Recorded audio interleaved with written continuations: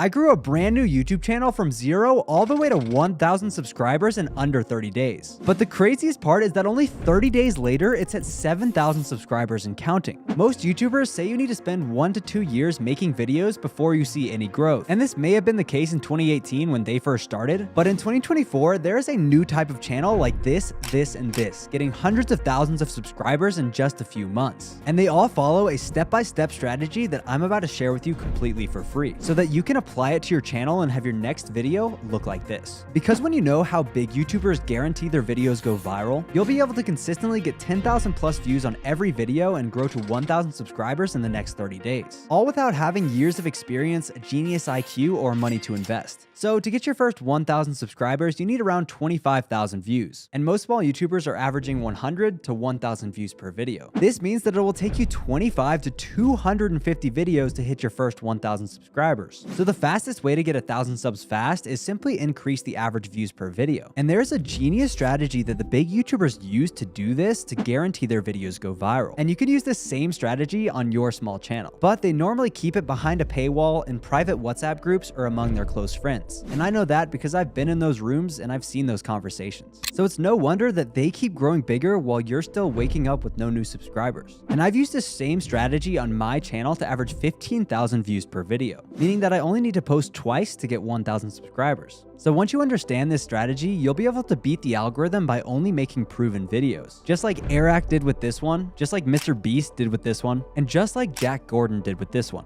It all comes down to 3 simple steps. First, I want you to go to the YouTube homepage. Click on the search bar and type in a keyword. Let's use MrBeast's video, Train versus Giant Pit, as an example. His idea has the base keywords train and giant pit. So if we sort by train and then look up the view count, we see this video pop up. It got 163 million views in only 2 years. But if we put the MrBeast video right next to it, we'll see some similarities. Now, let's look up the keyword dirt bike. The first image that we see looks like this, which is suspiciously similar to this video done by Eric. Lastly, if we search up the keyword bicycle, we can match it to this video by Jack Gordon. I'm telling you, all of the big YouTubers do this. And if you apply this to your own videos, you will never see a 10 out of 10 again. Because when you know how to find proven videos, you'll be able to model them and consistently go viral. And this will increase your average views per video so that you can hit 1,000 subscribers in the next 30 days. But to do this successfully, you need to remember that most people try to model what works. But if that was the right way to do it, then everyone would be going viral. I spent my first 2 years creating content that was modeled after other big YouTubers, only to see results like this every morning. But now that I've grown hundreds of thousands of subscribers across multiple channels, I realize where most people go wrong. The key here is to steal like an artist. Copy and paste thumbnails never work. So what you want to do is change at least 2 things about each thumbnail. First off, you want to recreate it using better colors, because most of these thumbnails are pretty bland. Next, you want to add at least 2 elements that weren't there before. Maybe that could be an arrow bringing attention to the center point of the thumbnail, adding your headshot to make it custom to you, or adding some sort of text that gives context or curiosity about what's in the video. But if you really want the viewer to watch, there's about a 5-second window after they click whether they decide to leave the video or stay till the end. And I figured out a proven way to make sure they stick around. It all comes down to confirmation bias. If a viewer makes the decision to click on your thumbnail, they want to feel like they've made the right choice. So your job is to give that to them on a silver platter.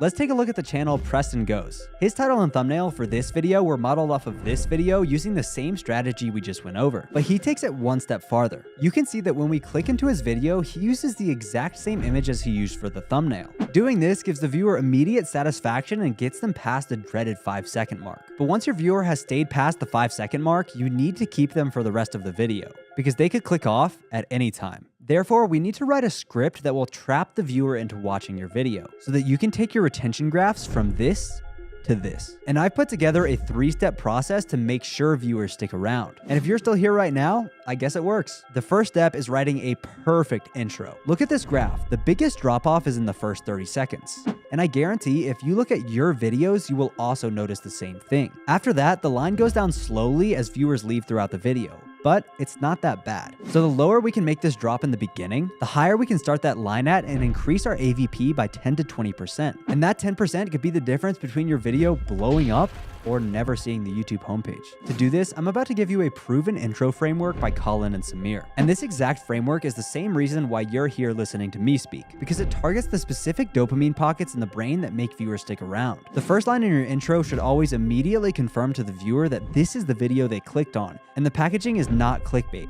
Plus, there needs to be social proof. For example, the first line in this video was, "I grew a brand new YouTube channel from 0 all the way to 1,000 subscribers in under 30 days. This repeats the idea that this is a video about growing on YouTube fast. It also has a smidge of social proof because I'm showing I actually did it. The next is introduce new narratives and unclosed loops. You want to convey this in a simple manner visually to be easily understood. We do this by opening loops in the viewer's mind. An open loop is essentially a question that hasn't been answered yet. So in this video, I said this, but in 2024, there is a new type of channel like this, and this, getting hundreds of thousands of subscribers in just a few months. I didn't actually ask a question, but now the viewer is wondering what makes these channels different from mine. And if you pay close attention, I didn't actually answer that until later in the video. This infiltrates into the viewer's subconscious mind because they crave to have their questions answered. Because when that happens, they get a big hit of dopamine.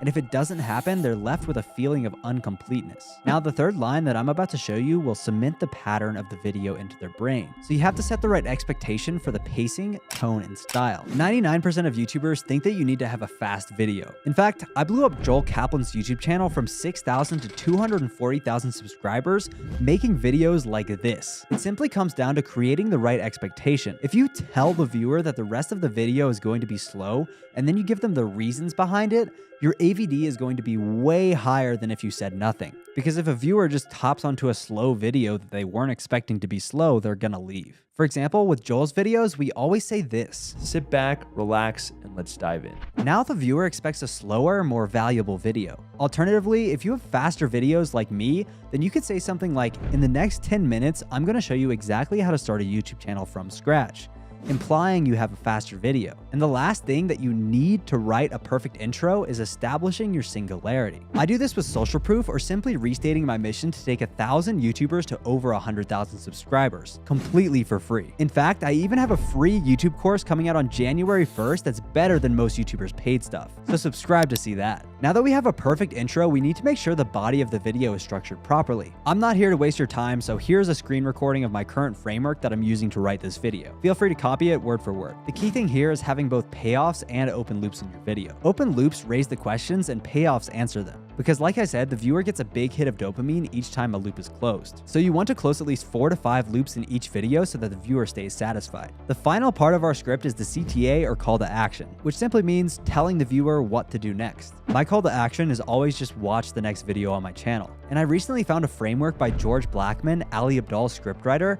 that has taken my in-screen click-through rate from this to this. That means that for every 100,000 views on my channel, I'm getting an extra 8,000 by changing just one thing. And trust me, these little changes make all of the difference in your YouTube growth. The framework looks like this: link, curiosity gap, and CTA/promise. Linking would be connecting your CTA to the end of your video. The curiosity gap would be opening a loop in the viewer's mind that they want answered. The CTA/promise would be telling the viewer what to do and why doing that thing will close the loop in their head. It's actually genius. It's gotten me tens of thousands of views for free. And altogether, it looks something like this. So now that you know how to both make a viewer click and stay on your video, you need to learn how to come up with ideas that are actually worthy of going viral. And there's an ideation strategy that I've been doing recently that's had a huge impact on my channel. So check out this video where I show you what it is and how you can use it to guarantee your next video goes viral. Thank you, and have a great day.